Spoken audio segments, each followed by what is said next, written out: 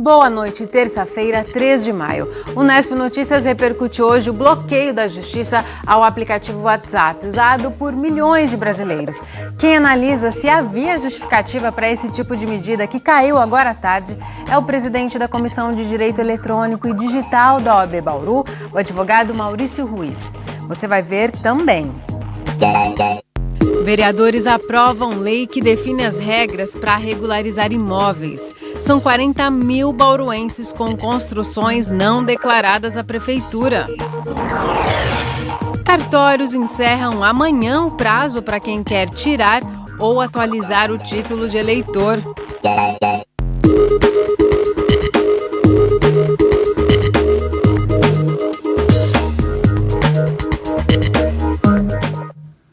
A situação do aterro sanitário de Bauru foi bastante criticada na sessão da Câmara desta semana. Desde sexta-feira, o município tem que pagar uma multa diária de pouco mais de R$3 mil pelo descarte numa área que não tem mais capacidade de receber lixo, de acordo com a CETESB. Ontem também, os vereadores aprovaram por unanimidade o projeto de lei que define regras para a regularização de imóveis na cidade. Uma lei que afeta a vida de milhares de bauruenses. Cerca de 40 mil imóveis em Bauru são clandestinos ou não atendem às regras de construção impostas pela Prefeitura. O número é da Secretaria Municipal de Planejamento. Para tentar consertar essa situação, o projeto de lei que regulariza imóveis no município foi à votação na sessão da Câmara desta segunda-feira. Esse projeto vem em boa hora, porque muitos moradores querem a regularização dos seus imóveis e estavam encontrando dificuldades por conta de que a lei em vigor ela venceu o prazo. A partir do momento que eles saem da clandestinidade, eles vão passar a contribuir ao IPTU de forma correta. Tem muitos moradores que estão contribuindo ainda com o valor do IPTU sobre o seu terreno, porque tem alguns casos que a residência, às vezes, ela não existe, ou se existe, existe parcialmente. Então, a metragem quadrada do imóvel, na verdade, está muito abaixo da realidade. Mas os parlamentares excluíram do projeto emendas que foram motivo de discussão na semana passada, como a que isentava de multa os imóveis com área superior a 300 metros quadrados. Essas emendas, segundo o secretário de Planejamento, incentivariam construções sem aprovação da Prefeitura. No projeto aprovado, o proprietário de imóvel irregular será notificado e terá 24 meses para regularizar o imóvel. Esse projeto de lei que nós enviamos é uma forma de corrigir essas regularizações que estão sendo feitas sobre imóveis construídos clandestinamente. O município tem um código de obras, o município tem todas as informações necessárias para que esse cidadão, esse munícipe, possa fazer a sua casa direitinho, sem nenhum tipo de problema. Para aprovar uma planta, a CEPLAN precisa em média de 30 dias úteis. Esse prazo acaba se estendendo porque muitas plantas apresentadas por arquitetos, engenheiros, tecnólogos, vêm errado. Não atende o código de obra do município, por incrível que pareça. E muitas vezes aparece 3, 4 vezes coisas erradas num projeto e eles consertam um ou dois itens e mandam sem consertar os outros. Resultado, tem que chamar novamente. Isso daí é que vai ampliando o prazo para que esses projetos vão demorando cada vez mais para aprovação. Para Lima Júnior, o projeto só cumprirá o seu papel se a CEPLAN for mais rigorosa na fiscalização. Nós só temos clandestinidade porque a prefeitura é omissa, porque ela não fiscaliza. Nós não podemos somente culpar hoje o munícipe, aquele que construiu, em desacordo com alguma postura municipal.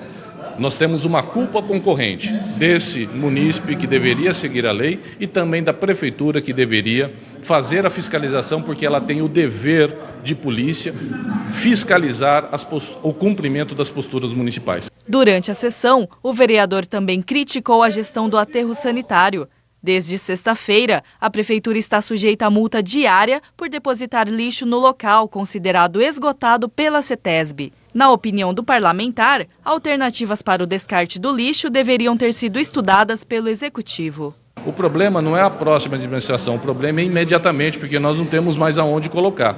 E a prefeitura não preparou uma licitação para fazer a destinação a algum outro aterro privado que receba essas mais de 300 toneladas de lixo diário, né? Nós estamos num momento muito crítico onde nenhum ato, seja de operação, seja ato administrativo, veio no encontro para resolvermos esse problema. Sobre essa questão do aterro, a Prefeitura publicou no sábado a licitação para contratar uma empresa para fazer o descarte de lixo na cidade. Com base nesse pedido, o governo municipal pediu para a CETESB parar de cobrar a multa diária, mas essa decisão ainda vai ser tomada pela direção da Companhia Ambiental em São Paulo. Sobre o pedido da presidência da Endurbe de continuar a levar o lixo para o antigo espaço do aterro, a CETESB já se pronunciou e negou. Ainda na sessão da Câmara de ontem, o vereador Roque Ferreira, do PSOL, falou sobre a situação do mandato dele, que está sendo questionado na Justiça. O Tribunal Regional Eleitoral julgou improcedente a ação declaratória movida pelo parlamentar, que alegava justa causa na desfiliação do partido anterior, o PT. Com isso, a cadeira voltaria ao PT e Roque perderia o mandato. Sobre o ponto de vista jurídico, nós vamos fazer recurso ao próprio TRE. Não, o próprio TRE. No nosso entendimento, no atendimento dos nossos advogados, o partido perdeu o prazo para solicitar a cadeira. Então nós vamos trabalhar até o último momento para que a gente possa manter o mandato. Eu sempre fui um defensor da fidelidade partidária. Eu poderia ter utilizado a janela, mas não utilizei porque eu a considero uma imoralidade, né? Então, nós tomamos essa decisão, eu estou muito tranquilo com essa decisão e vou continuar trabalhando, fazendo a minha atividade aqui, enquanto os advogados cuidam dessa questão jurídica.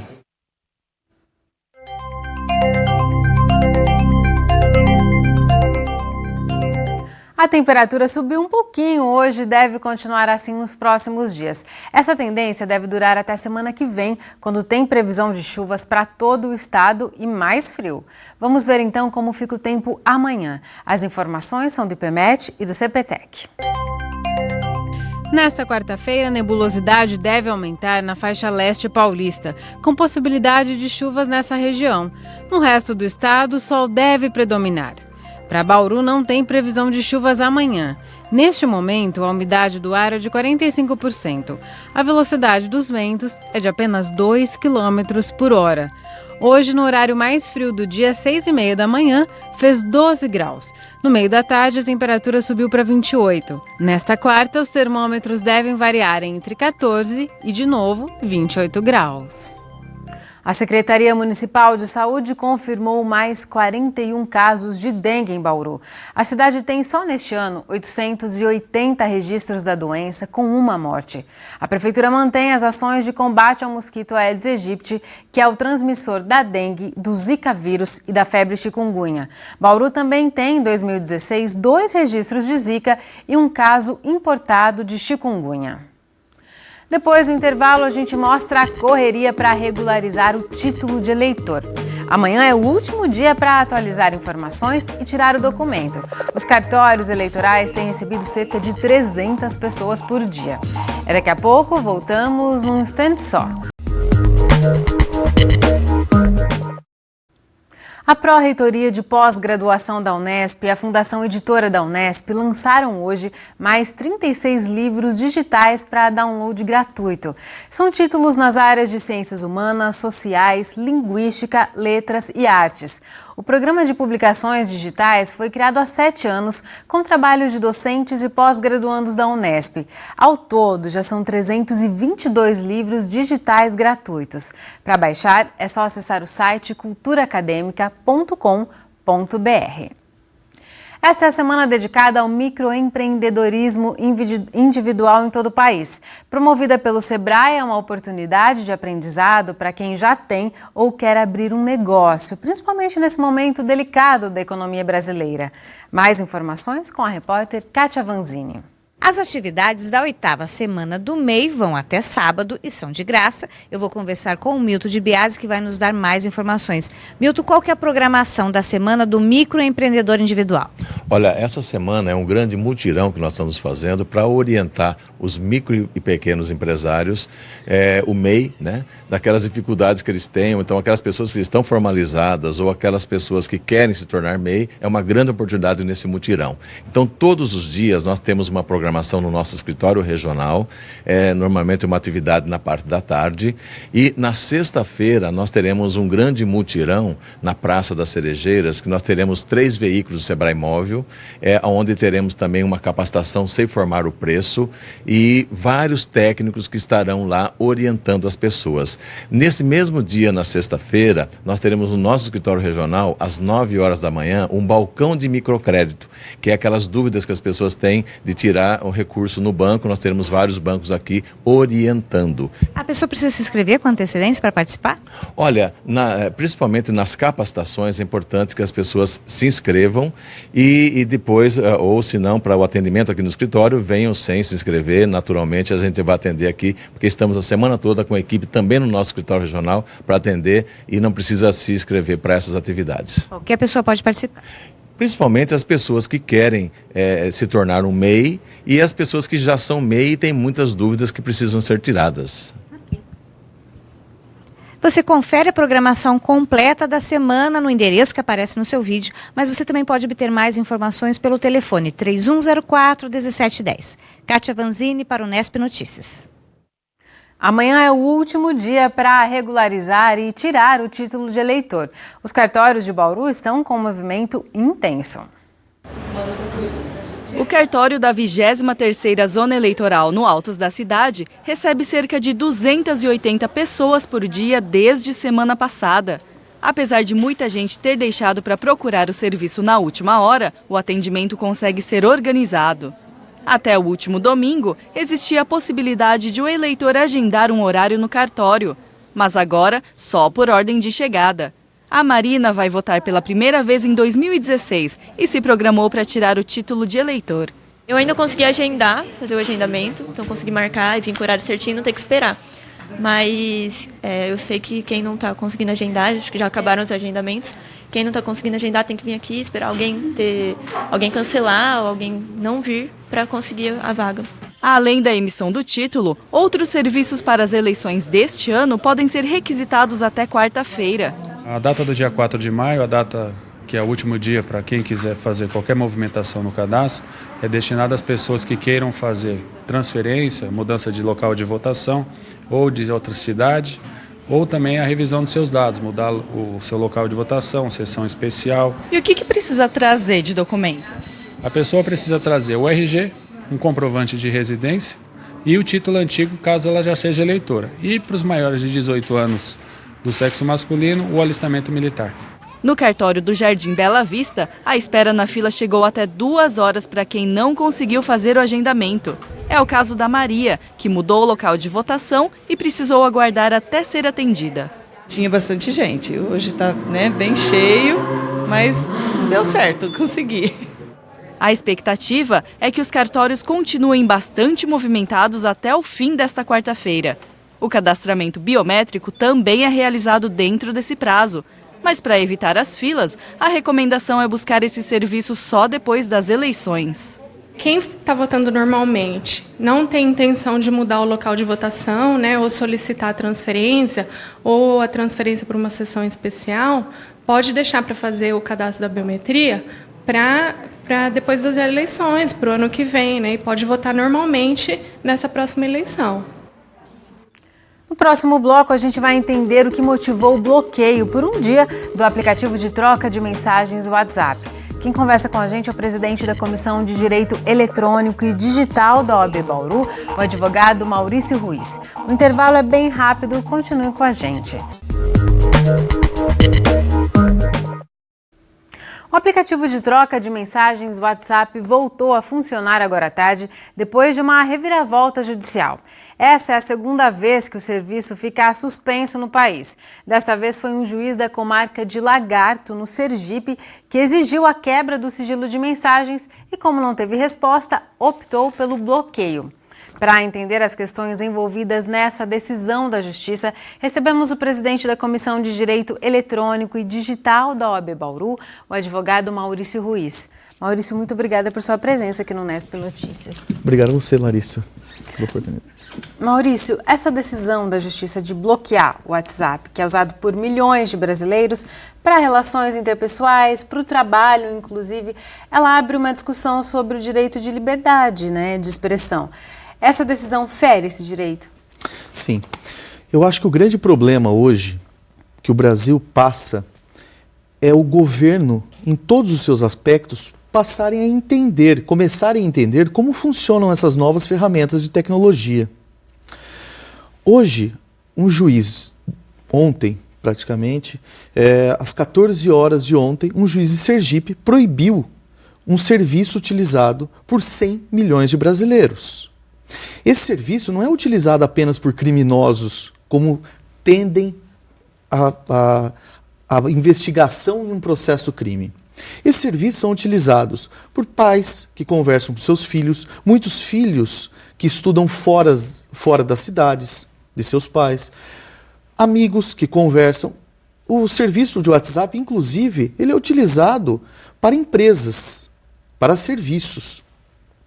E este bloqueio indiscriminado desse serviço, que afetou 100 milhões de pessoas, e segundo uma pesquisa Ibope, o aplicativo do WhatsApp é o aplicativo mais utilizado pelo brasileiro. 93% dos brasileiros que utilizam a internet fazem uso do WhatsApp. E este bloqueio indiscriminado, com certeza, fere o direito à comunicação, à liberdade de expressão e, principalmente, o direito ao sigilo das comunicações de todos os brasileiros. E o bloqueio seria por 3 dias, né? Que a decisão foi derrubada hoje pela Justiça também. Maurício, a decisão é baseada no fato de que a Justiça quer ter acesso a conteúdos de mensagens trocadas por traficantes, não é? E para isso, a Justiça necessitaria de uma flexibilização de um sistema que é usado na troca dessas mensagens, que é a criptografia. Ela embaralha as mensagens justamente para dar mais privacidade para o usuário, né? Para que essa mensagem não possa ser decodificada. É possível atender essa exigência da Justiça de ter acesso e, ao mesmo tempo, respeitar a privacidade das pessoas? Na verdade, nós temos que, neste caso, pautar essa questão com muita cautela. Todas as vezes que nós vulgarizamos um instituto constitucional como a privacidade das comunicações, nós abrimos uma brecha perigosa. Nós abrimos um precedente muito perigoso, que, na verdade, é a violação de direitos constitucionais do sigilo das comunicações. O governo, através do Poder Judiciário, através do Ministério Público, das polícias, federal, civil, enfim, possui diversos mecanismos de investigação, não apenas a quebra de um sigilo de um serviço, de um aplicativo. O governo poderia buscar estas provas para elucidação de crimes através de outros mecanismos. Mas, falando em criptografia do WhatsApp, como o governo pretende, como o juiz, na verdade, pretende isso e lançou essa ideia em uma entrevista recente, essa flexibilização da criptografia abriria também outra brecha perigosa, que é a segurança dos usuários.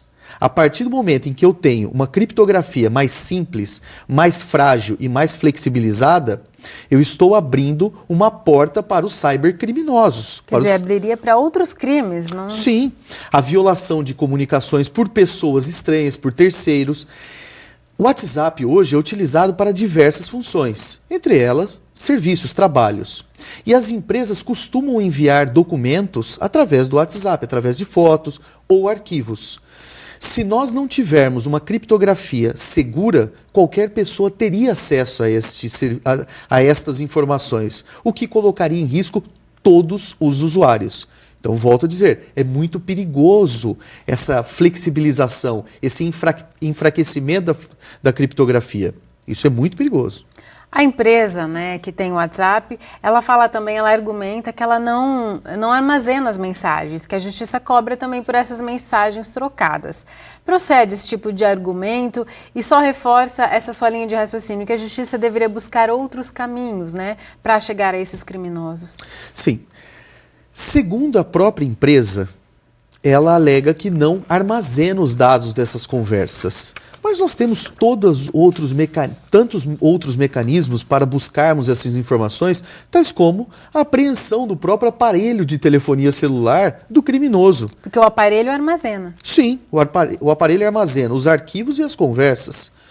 Mas, caso a empresa não armazene, isto é uma obrigação estabelecida pelo Marco Civil da Internet.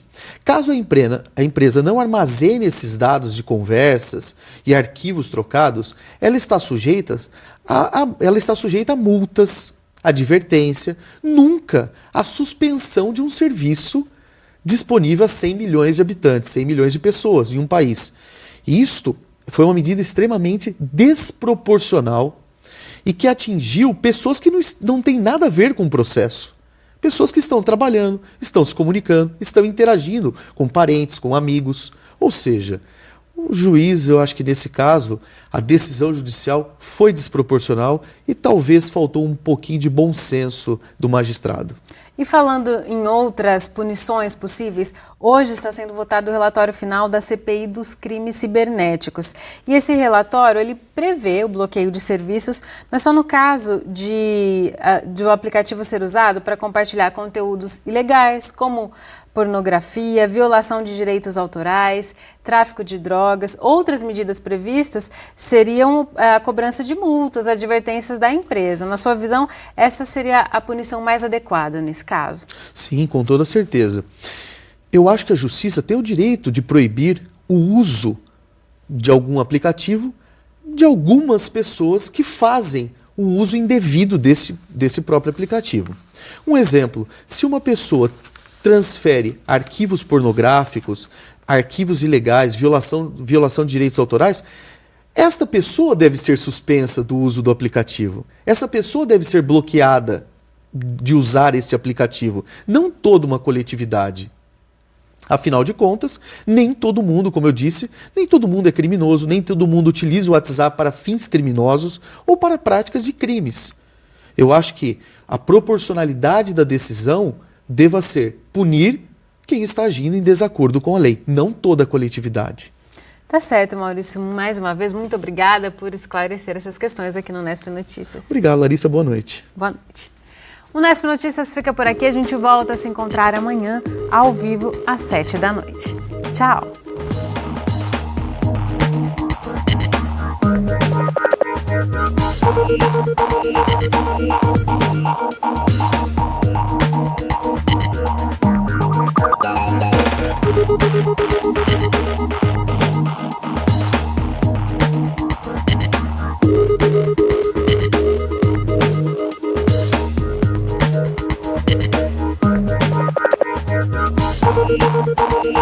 Thank you.